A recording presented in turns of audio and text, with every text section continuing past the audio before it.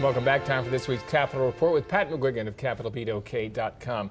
Pat, in education news, the state regents for higher education have certified that the state's past standards are effectively a replacement for Common Core. At the same time, State Senator John Ford is suggesting that the state use the ACT as opposed to end of instruction exams for high schoolers. How do all these issues tie together?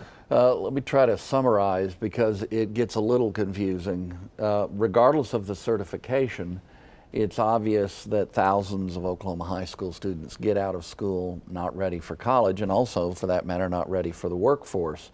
They don't have sufficient preparation for either. However, what this is affirming, certifying on behalf of the State Board of Higher Regents that a student who has gone through Oklahoma high schools and achieved those past standards, which are the ones we used to use, that we've been using, should be college and job ready.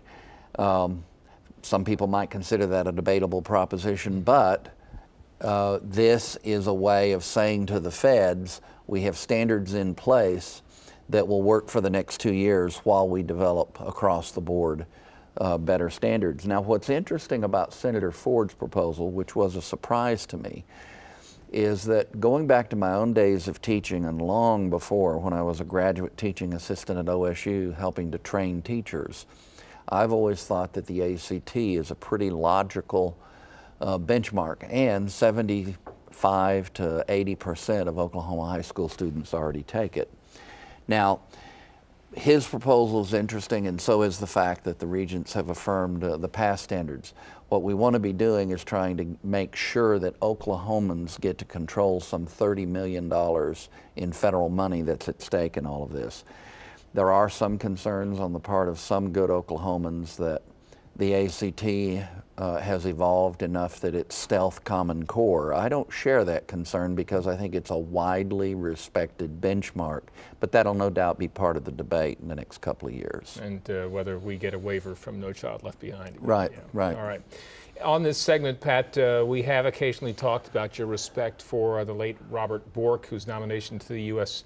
Supreme Court was rejected by the Senate on October 23rd, 1987, to be precise.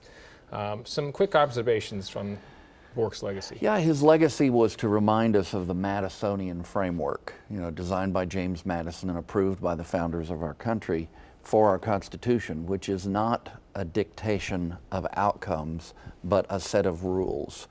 It's our rule book, and the job of the Supreme Court should be to be referees and administer that system. It's a system of separated powers, executive, legislative, and judicial. It's a system designed through the Bill of Rights, the First Amendments, to protect economic liberty and religious freedom.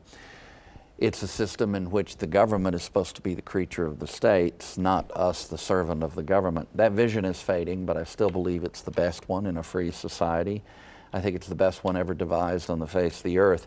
I'm part of Robert Bork's legacy, and I'll believe that until I'm gone from the planet. And so I'll keep affirming the case for the constitutional design.